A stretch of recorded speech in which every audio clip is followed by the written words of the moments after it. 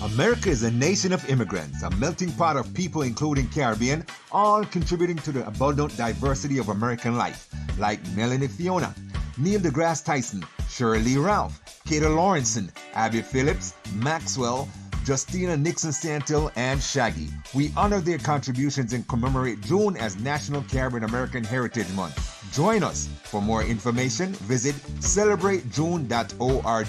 Thank you.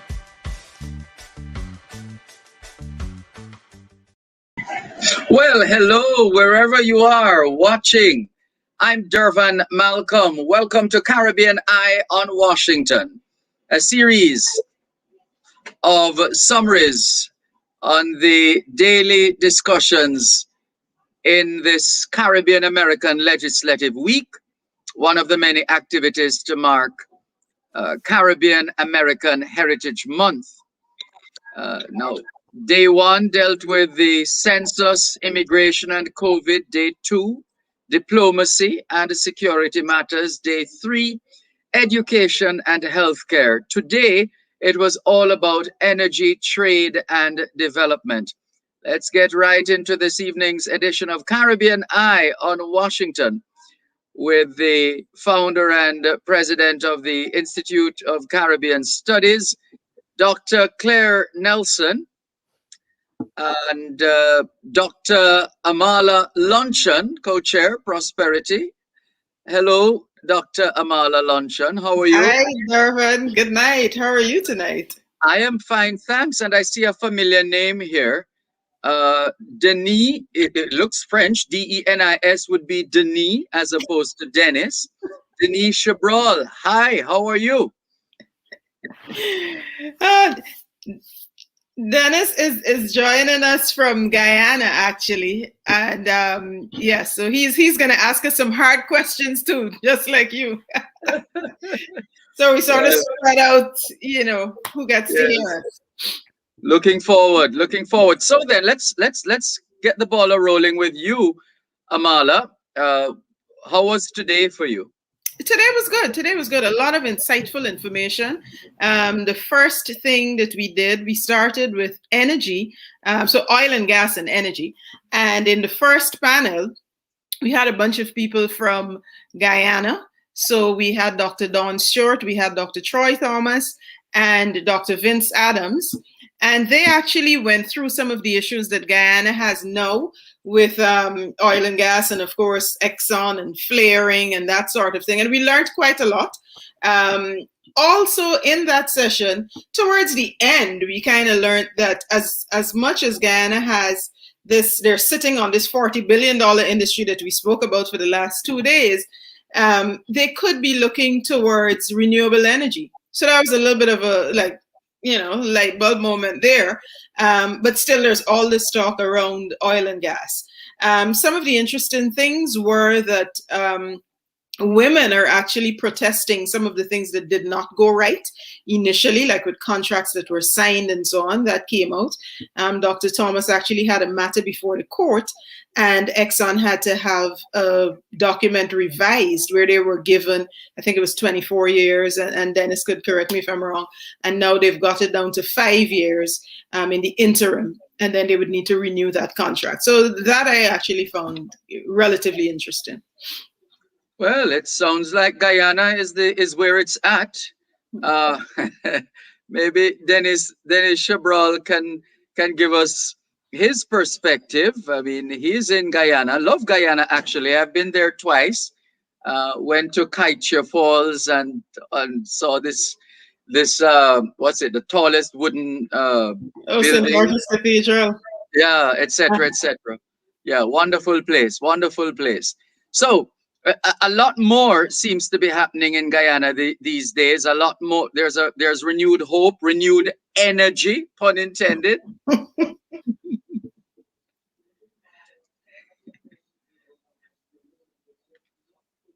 You're muted, Dennis.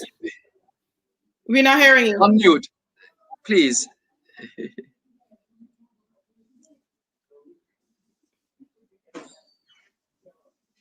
Still not hearing. Go again. We're not hearing you at all. No. Nothing. Nope. All right, keep trying. Keep doing what you need to do to get the audio going. Yes. While you're doing that, Dr. Amala Luncheon, uh, outside of the all that you just shared with us, Mm-hmm. how much more were you able to glean from the presentations today? Well, in the second presentation, we spoke with Jerry Butler, and he spoke about renewable energy. He has a number of years' experience working with renewable energy, and he is certainly saying that renewable energy is the way to go.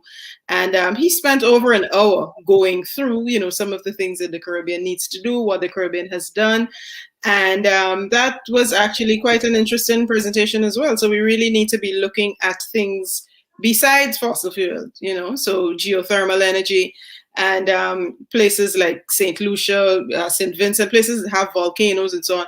They're the places sort of leading the charge on that. There's also hydropowered energy to be had. Solar energy, of course, has always been there. So those are some of the things that are happening and that are moving further along as we go. So that's becoming bigger. Mm-hmm. And do you still not hearing you, Dennis? Yep. It's clear that you're muted, though. Yeah, now it says you're muted. Here, we see the little icon thing. But yes. Can you unmute, Dennis? All right, are you better now? Perfect. Yes. Yay. Yes. Wonderful. There are two settings, that one and the other one. So my apology. Okay. All right. So your perspective, please, based on what you would have heard today. Yes, I think that by and large, there is a significant role for the diaspora in what is going on in Guyana.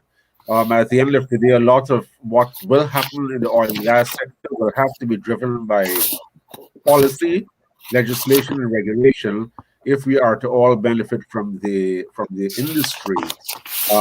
We also have to guard against a lot of the politicking that is going on around oil and gas, or else we get sucked into unnecessary debates and, of course, false concerns. I'm not saying that there aren't legitimate concerns, but sometimes we have to take a step back and look at things dispassionately, while at the same time keeping our eyes on the prize, ensuring that our environmental and socioeconomic and other concerns are properly catered for. So I think from what I heard today, there is significant groundwork that is being laid, and a lot more needs to be done between now and next year. And this is a challenge, I suspect, for persons like Dr. Luncheon and the other folk in the Center for Studies, Caribbean Studies. Mm-hmm. And let's just pause. Thank you very much, Dennis. Let's just pause to welcome a woman of quality, or should I say the highest quality. The first time I met her was in a forum where it was all about quality. And so every time I hear the name and I see her, all I can think is quality. Dr. Nsombi Jaja, how are you? Good to see you. Absolutely wonderful, Dervan. And it's still all about quality, because that is where the sustainability lies. We can do all the other things, but if quality is not at the center of all that we do, then we will not be sustainable. But Dervan, you have to introduce us to the fountain of youth, man. Look on you, Dervan. Age. Long time you look so, Oh, you're very kind. You're gonna have to write a book, my brother, to help us. All right. No, you've made it very hard for me to continue. But I'll try. Can you give us your perspective, Dr. Nsombi Jaja, on today's focus on the areas of energy, trade, and development? Anything in particular that got your attention? Well, I was not in those earlier sessions because I was in the CCCU conference, the 63rd annual convention of the triple C, you know you can't stay. Excuse me, please, I'm in a meeting. Go. Yes, I will. I'll come when I'm done this meeting. I promise. Yes, your prayers. I know, but you know the prayer, so go ahead and say it. I don't know the prayer. It is their time of the evening. Oh, It yes. is their time, okay? Grandchildren, the pride and joy of your life. If you don't have grandchildren, you half your life gone. Yeah. So Dervon, I was in that conference today because I was a presenter, and then I jumped onto this one afterwards, and I moderated the session on development financing. Ooh. And that was with Therese Turner-Jones from the IDB, Jerry Johnson from SEAF, David Mullings from, David, because David spends a lot of time in Jamaica, yes. And also Cleve Massidor, who is big into cryptocurrency. And so we had a lot of discussions regarding that. So what Therese Turner-Jones was saying is that this is a really most challenging time for the region for a number of reasons, but it's also the most promising time as well. And what she was saying is that there are two huge pillars that they are focusing on: investment in people, right? Upskilling for the future. And two, putting in a solid infrastructure for investment, because there are some opportunities to strengthen government, to build connectivity with the private sector, the public sector, and the multilaterals, and also to strengthen the private sector. And one of the keys, she said, to this is vaccination. She said it's an existential threat, and we cannot pretend that the pandemic has gone away, and especially with this new variant, in the Delta variant, no one knows where it's going to go and how long it's going to take for it to go away.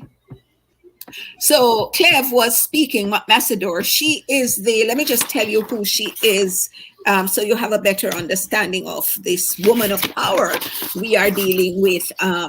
She leads the National Policy Network of Women of Color in Blockchain. Yeah. And as a Washington insider, she previously served as an Obama presidential appointee. And last March, she organized the National Briefing of Women of Color in Blockchain, which featured 6 members of Congress and a delegation of over 60 female industry leaders. Yeah. So what she was basically saying, as far as cryptocurrency is concerned, that let us know what it is, and not listen to the conspiracy theorists and so on. It is the way of the future. We cannot escape it. And so it is important that we as Caribbean people start investing. She said, you don't have to have thousands of dollars to invest in cryptocurrency. We need to start doing that now, because there is a cap. There is a cap of 20 million, she said, Amala? 21 million. 21 million. There's a cap of 21 million. And when that 21 million reach, the gate lock. And she said, right now, we can, in fact, invest with as small as what? $10, she said? $100, $10. Yeah. And what she's basically saying is that start with your industry. Start with what you know.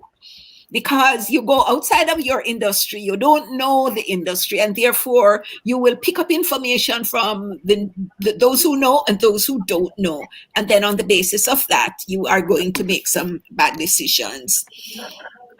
And she said there are 3 pillars that we need to build. There's a product space, there is the new financial services space, and the industry marketplace.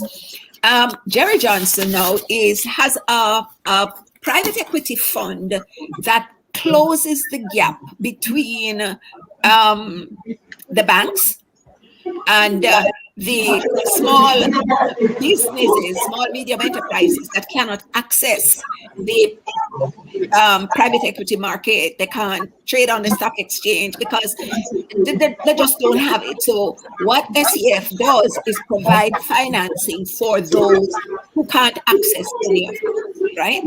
In addition to that, there are some TAs, technical assistant programs, that they have for preparing them, preparing them to access financing at a larger level. Because Darvan, say in Jamaica, there's a lot to talk about SME window, but none did it. I mean, they say they're there, but it is like pulling hen's teeth when you try to even access any of this, even with collateral. Yeah. And so that is one of the things he provides. And of course, you know what David does, right? Mm-hmm. Yeah. In terms of Numaho, and they're doing quite a number of stuff. Mm-hmm. Yeah, that's pretty comprehensive. Thank you, Dr. Jaja. Denise Chabral, I mean, I've been hearing that name forever in the Caribbean. BBC Caribbean Report and all of these, and I'm thinking you would have seen and heard and experienced a lot of conferences, movements, discussions over the years. Is there anything that you have seen or heard or experienced in this session, any of the sessions, where you're saying, oh yes, I've heard that before, as opposed to, now there's an idea. Yeah. Anything that comes to mind along those lines, Dennis Chabral? Yeah, well, in fact, I think the idea of cryptocurrency and maximizing opportunities around that are pretty new thinkings of something that the region should really take advantage of. That jumped out at me. But in the first day, I heard people saying, okay, well, we need to lobby the United States for a better role in health and so on. Well, I've heard it about 40 years now, so I'm not so sure how much we'll get as far as that is concerned. I recognize, though, that what essentially is happening through this mechanism is one in which you already have established yourself as a sort of a lobbying mechanism. So you have your feet in the door pretty much at a level that is closer to the grassroots, rather than the people who dress up in ties and suits all day and go to these big conferences. So I think you have that going for you, where you can actually reach the decision makers, notwithstanding COVID. I know it would have been much different based on what I've heard. You would have actually been in the offices, in the rooms, talking with people face to face. But that COVID apart, I think these are opportunities that you can reach out to the decision makers in the United States and try to make a tangible difference for the people here in the Caribbean and the Caribbean diaspora. What I pretty much liked earlier today too was the idea of setting up a Caribbean bank in the United States. I'm not so sure ultimately how far you will get, because at the end of the day, it will be a financial institution that will be governed by the laws of the United States, whenever it's based there. But it is a good idea, and I think that most people of Caribbean origin should, in fact, look at that as an opportunity through which you can invest materially some of the projects that are required. We talk so much about the diaspora playing a role back in the development of our countries in the Caribbean. Well, a lot of it has to do with finance. And if the Caribbean can establish its financial institution in the United States, I think that in itself will pave the way for other opportunities, other types of investments, and other types of portfolios to be made available to people at various levels. Great. Thank you very much. Dr. Nelson, what kind of day has today been for you? Wonderful, wonderful, wonderful. As you've heard, the energy session was really hot. Out of it, I think we really are talking about the future, not just of Guyana, but of the region. So far, none of my entreaties, is that the way to say it, or entreaties around the idea of a single market and economy for energy has gone anywhere. It seemed to have went in one ear and out the other ear. And of course, I was reminded that obviously one cannot plan for other people's money or other people's resources, but one has to put it on the table because we've been talking about a single market economy, and we have a situation where every island is kind of fended for itself and digging around the Caribbean Sea, which we all share, and we are not prepared for the eventuality if there were to be, God forbid, a spill or damage to the sea. So following on that, we also throw on the table a proposal for a Caribbean Futures Commission or council or some kind of NGO body that will act in support of future generations.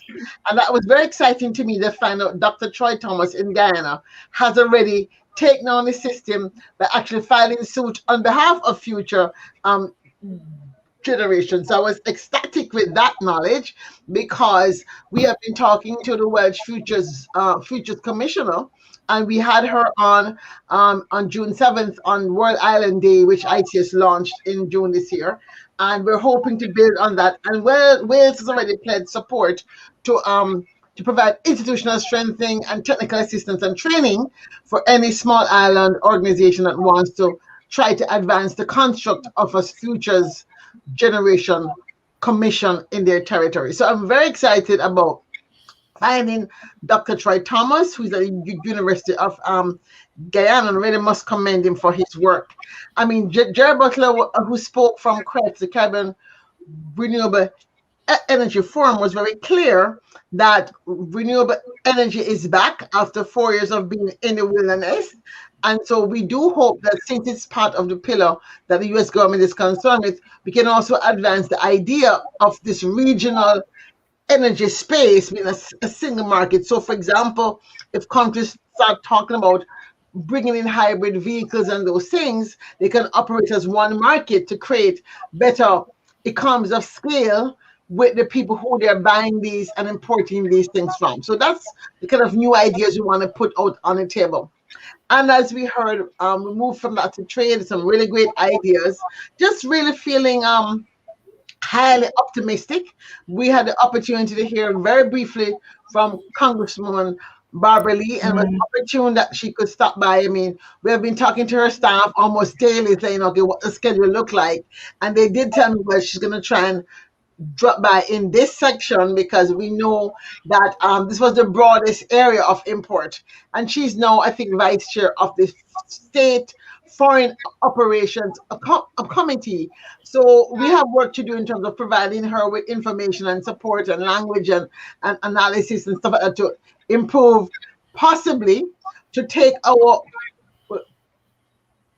public law 114-291 bill, which had no funding attached to it, to provide some funding attached to it that we can actually move the agenda forward. So I'm very excited about at least putting that on the table. It may not get anywhere this year, but by putting on the table, we can move it forward. So we're looking again, how can we advance new ideas about how the U.S. might engage with the Caribbean region in the post-COVID world as we try to reset the future and build a more inclusive, prosperous new normal. Yes, indeed. So, Dr. Luncheon, was it all love and harmony, or was there some, well, acrimony might be a strong word, but any areas of dissonance, significant disagreements as to the way forward, the correct approach, etc.? I mean, we're Caribbean people, and you know how we do. So there was, I wouldn't say there was discord or dissonance, but there were differing opinions. We spoke a little bit about in the session that Dave Kaulisar chaired. There was a little bit of I want to say apprehension about people being able to get data and not get data, and so you would have to go to American institutions as opposed to being able to get stuff out of CARICOM and stuff like that. So that was on there for a little bit, but people resolved to say that we need to improve data collection in the Caribbean because that's still a tough thing. But also in early from session, the Shrida Trample Center really highlighting that.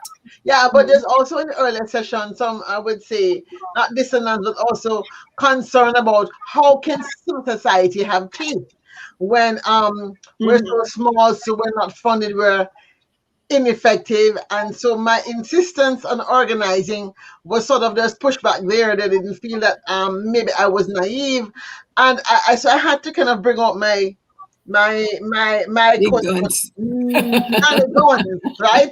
Nanny out of maroon guns, and say, look, I'm already been baptized. I'm a White House champion of change. Right. So why I'm a White House champion of change? I know how to do this, right? Just do as I ask, and then the rest will follow. You don't get all the instructions up front. The map doesn't appear like that. You do the first step, and the next is revealed to me, and I reveal the next step. So it really is about, if it is that we have people in Ghana being concerned about radioactive waste in their village, and the NGO that is protesting is a small NGO by themselves, of course they're not going to get support, right? But there's no reason why the diaspora is going to come in and try and lend their voice if there's not an organization that is inviting us in. So first, what we want to see on ICS side is an NGO created that can invite us in to say, hey, we need help. Once that invitation comes, then we can move forward and see how we provide the support so that the environmental NGOs across the region, which in fact are very weak, which in fact are struggling with governments who are kind of bending the rules around EIAs and ESGs, and companies who don't really promote their ESGs because they don't really have to, right? So the question is, how do we support the long run health of our water, our air, and our ocean, where big ocean stays? We're the boss, right? Big ocean, small states. How do we support that? So let me help you by placing quality at the center of it all, right, Dr. Jaja? You know that, and it's the quality of our negotiations, the quality of our follow-up and our follow-through, the quality of lobbying governments. All of those things are critical components of it.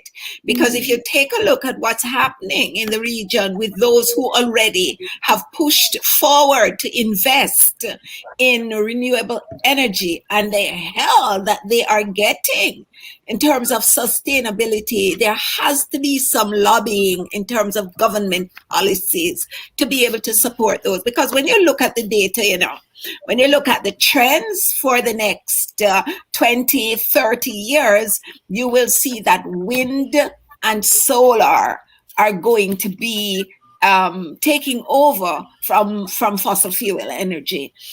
But are we preparing ourselves now for then? And I wasn't in the energy session. I don't know how much discussion was there. I don't know how many of the practitioners who are in the business were in that session, and to identify some of the real challenges on the ground that they are facing in order to move forward. Well, we have yes, no. We didn't have a lot of business people. We only had a policy person, the person of Jerry Butler, who talked about CREF and CREF's plan for this year, and we kind of promoted the idea of having a futures conversation at CREF. I'd be so bold to offer myself as the chief futurist of CREF, but I don't think that kind of went over so well. But nonetheless, he did offer sort of a compliment that in another life I would have been his wife. So that's kind of ouch. That kind of eased the tension somehow. That's so condescending. around that matter. In these days, hey, we're Caribbean people. We have to play and make fun while we do serious business. But seriously, I hear what you're saying. I really wish that we'd had somebody there. But hopefully, even though they were not there, they will have a chance to look at the document. They will want to look at the document. Yes. So we can actually improve what that in terms of imports or exports or whatever it is in terms of policy that needs to be addressed. Yeah. We're almost totally out of time. Dr. Amala Luncheon, what's up for tomorrow? Tomorrow, we actually delve right into the prosperity agenda again. We're talking about agribusiness, we're talking about resilience. Dr. Jaja is doing a session on tourism. So, tomorrow is going to be another nice thing as well. Well, Start off in the morning with some poetry, and then within the context of disaster resilience, we're closing out the 6 pillars. So we start with blue economy, then agriculture, and then the second half of the day is disaster resilience. And then we totally end the day. We want to talk about not just tourism, but the ecosystem of our major economy, which is now like broken apart. What might we be thinking about? So we hope to have some people who economy different tourism and see how we go forward. So it's a lot, but well, for what it's worth, as we are wrapping, another event is scheduled to start as a corollary to what Dr. Luncheon said about tourism. Sun, sand, and sustainability. The way forward for Caribbean tourism. There's a Capri report launch and discussion that is going to be starting right now. Live on capricaribbean.org. So perhaps we could pay attention to that and pick up some. Sorry, go ahead. No, I'm saying you're right. So I was going to say, so see you on the other side of the cyberverse. Right, there you go. So let's not detain you further. Thank you so much. It's been great. Thank you, Dervon. Blessings. All the best. Take care. All right. Bye, Marlo. Bye, C. Take care. America is a nation of immigrants, a melting pot of people, including Caribbean, all contributing to the abundant diversity of American life, like Melanie Fiona, Neil deGrasse Tyson, Shirley Ralph, Kata Lawrenson, Abby Phillips, Maxwell, Justina Nixon Santil, and Shaggy. We honor their contributions and commemorate June as National Caribbean American Heritage Month. Join us. For more information, visit celebratejune.org. Thank you.